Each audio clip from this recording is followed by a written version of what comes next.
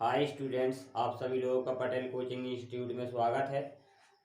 आज हम पढ़ने वाले हैं जो एमपी बोर्ड के द्वारा सरकारी स्कूलों में प्रश्न बैंक जो छात्रों को प्रोवाइड करवाई गई है उसको आज हम हल करेंगे। तो इसमें जो हमें चैप्टर देखना है, जो अध्याय देखना है वो देखेंगे हम 16 से स्टार्ट करेंगे। पीछे से पहले हम पीछे के चैप्टरों को हल करेंगे, इसके बाद में पहले पीछे के चैप्टरों को देख लेंगे, इसके बाद में हम आगे के चैप्टरों को करते आएंगे। तो जो हमारा चैप्टर नंबर रहेगा 16 रहेगा। उस चैप्टर का जो नाम है वो हमारा दिया है प्राकृतिक संसाधनों का समपोषित प्रबंधन। मतलब कि क्या होता है इसका कि हमारे प्रकृति में जितने भी हमें प्रकृति द्वारा प्रदान किए गए जो भी संसाधन होते हैं तो उनको हम किस प्रकार से उनका हम उपयोग करें और उनको हम किस प्रकार से संरक्षित रख सकते हैं, जिससे आगे वाली हमारे जो आगे आने वाला जो समय है उसमें किसी प्रकार की समस्या उत्पन्न ना हो।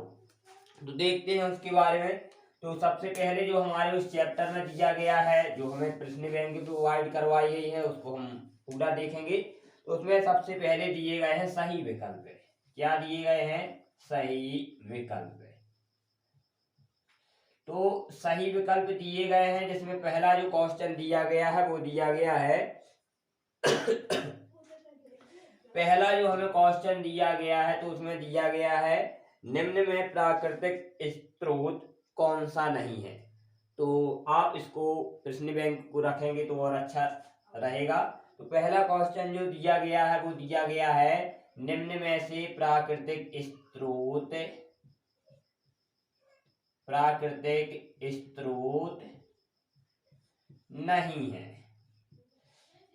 नहीं है। तो इसमें हमारे पास में 4 ऑप्शन दिए गए हैं।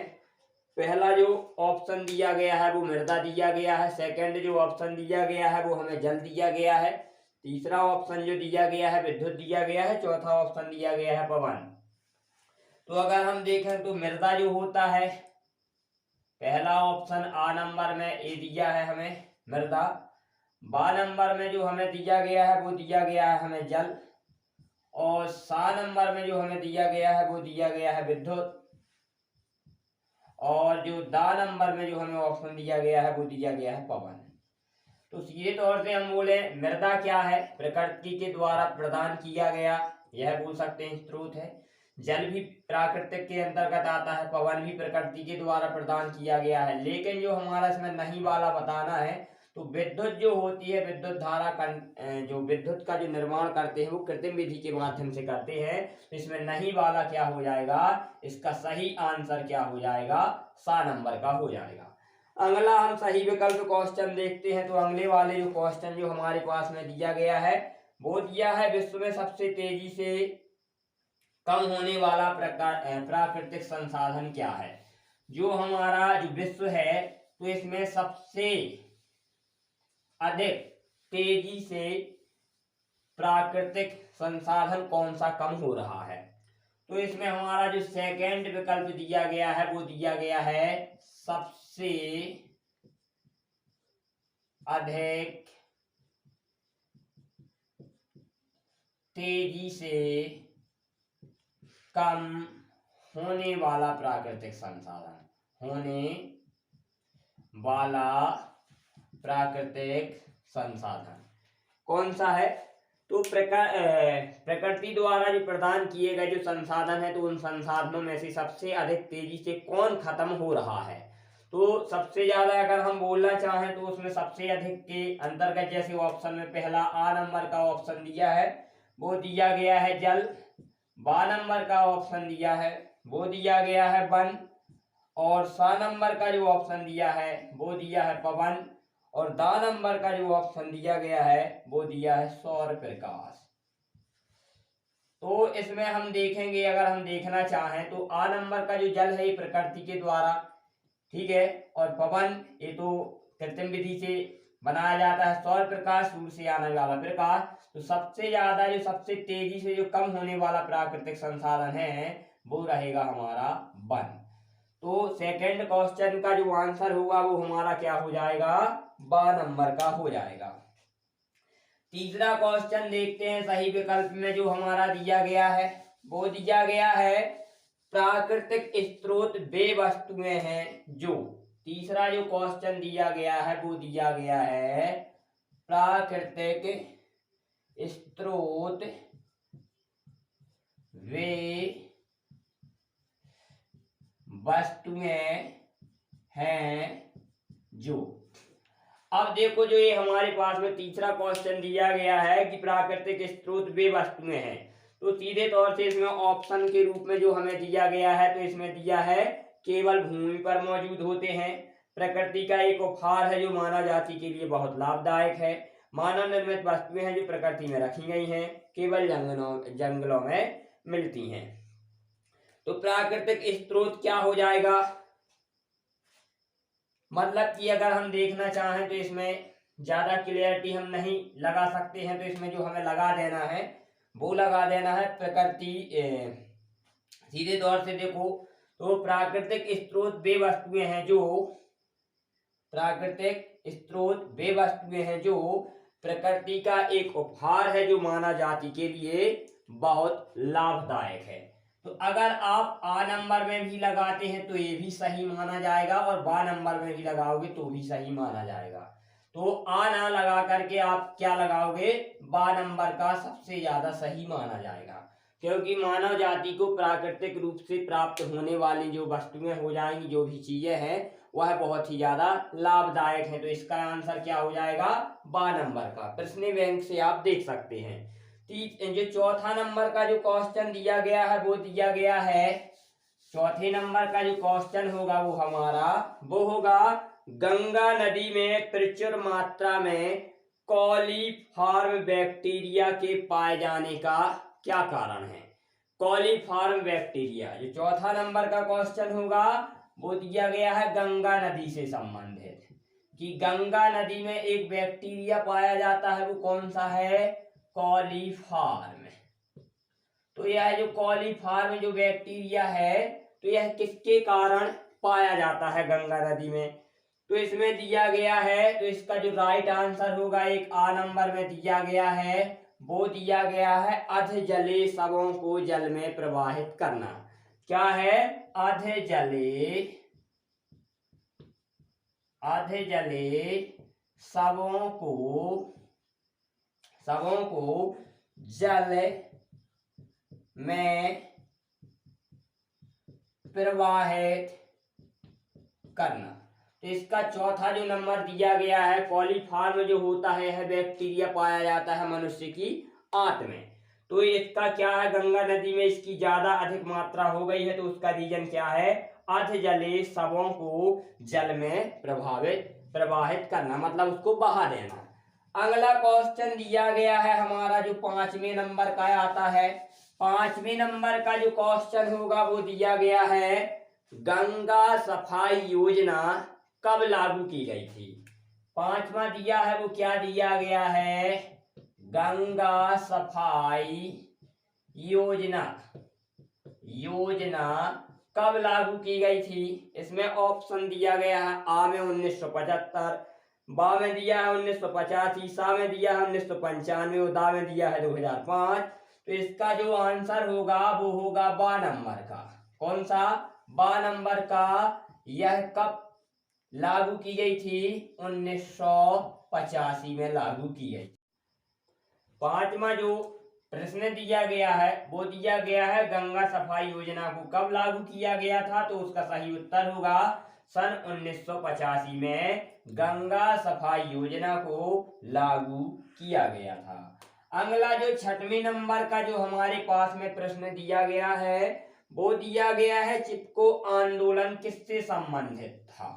चिपको आंदोलन किससे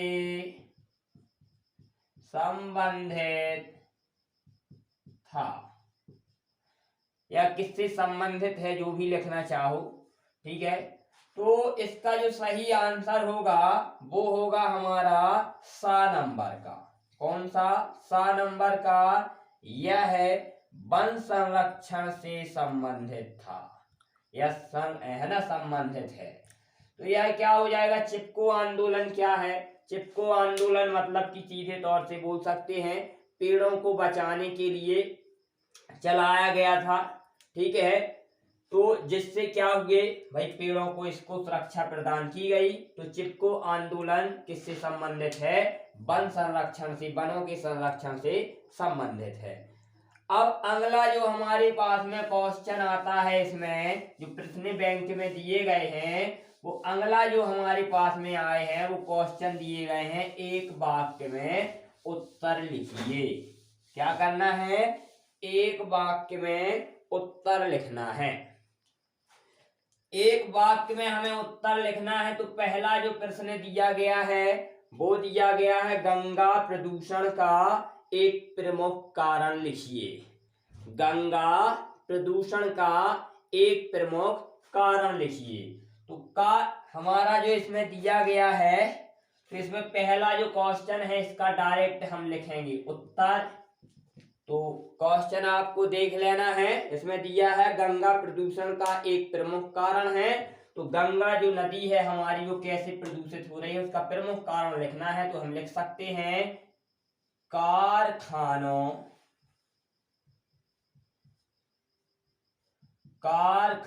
से निकलने वाला कचरा और मल को गंगा नदी में प्रवाहित करने से गंगा नदी प्रदूषित हो रही है। तो इसका उत्तर क्या हो जाएगा? प्रमुख जो कारण हो जाएगा यह हो जाएगा कारखानों से निकलने वाला कचरा और मल को हम गंगा नदी में प्रवाहित कर रहे हैं, जिस वजह से गंगा नदी क्या हो रही है? प्रदूषित हो रही है। और इसमें और भी अनेक कारण हैं, जैसे शवों आदि को, और जो व्यक्ति की मृत्यु हो जाती है उसकी अस्थियां राख होती हैं, उन्हें भी प्रवाहित किया जाता है ना। कुछ लोग उसमें नहाते भी है, कपड़े भी धोते हैं, तो ये सभी उसके कारण हो जाएंगे। लेकिन मेन कारण क्या होगा इसका? कारखानों से निकलने वाला कचरा और मल को गंगा नदी में प्रवाहित किया जाता है। अगला जो हमारा क्वेश्चन दिया गया है, इसमें दूसरे नंबर का जो प्रश्न दिया गया है वो दिया गया है, बंगाल के उस वन का क्या नाम है जिससे संरक्षित सर्वश्रेष्ठ वन का उदाहरण माना जाता है। तो नंबर जो दूसरा नंबर है हमारा कौन सा है? प्रश्न नंबर दूसरा दिया गया है, बंगाल के उस वन का क्या नाम है जिसे संरक्षित सर्वश्रेष्ठ वन का उदाहरण दिया जाता है। तो क्या होगा? गांव का जो नाम है वो क्या है? गांव का जो नाम रहेगा वो क्या है? आराबाड़ी। आराबाड़ी गांव का नाम रहेगा आराबाड़ी। गांव का सालवन क्षेत्र। क्या हो जाएगा? इसका उत्तर हो जाएगा आराबाड़ी गांव का सालवन क्षेत्र का उदाहरण दिया जाता है। ठीक है, आराबाड़ी गांव का सालवन क्षेत्र का उदाहरण दिया जाता है। अगला जो दिया गया है हमारे पास में, अगला जो क्वेश्चन है तीसरे नंबर का, वो दिया गया है, अमृता देवी बिश्नोई पुरस्कार किससे संबंधित है? अमृता देवी बिश्नोई पुरस्कार किससे संबंधित है? तो इसका तीसरे नंबर का इसमें उत्तर लिख देना है, अमृता देवी बिश्नोई पुरस्कार जीवों के, किसके? जीवों के संरक्षण से संबंधित है। किससे संबंधित है? जीवों के संरक्षण से संबंधित है। अगला क्वेश्चन दिया गया है हमारा चौथे नंबर का, कॉलीफॉर्म जीवाणु मानव शरीर में कहाँ पाया जाता है? अगला क्वेश्चन है कॉलीफॉर्म जीवाणु। कौन सा? कॉलीफॉर्म जीवाणु, जो ये रहेगा चौथे नंबर का है। कॉलीफॉर्म जीवाणु मनुष्य के शरीर में कहाँ पाया जाता है? तो इसका उत्तर रहेगा, वो रहेगा आंत में। कॉलीफॉर्म जीवाणु मनुष्य की आंत में पाया जाता है। अब अगला जो 5वें नंबर का और प्रश्न बैंक के 16वें चैप्टर का 16वें अध्याय का लास्ट क्वेश्चन दिया है। वो दिया है प्राकृतिक संसाधनों के अंधाधुंध दोहन का एक प्रमुख कारण लिखिए।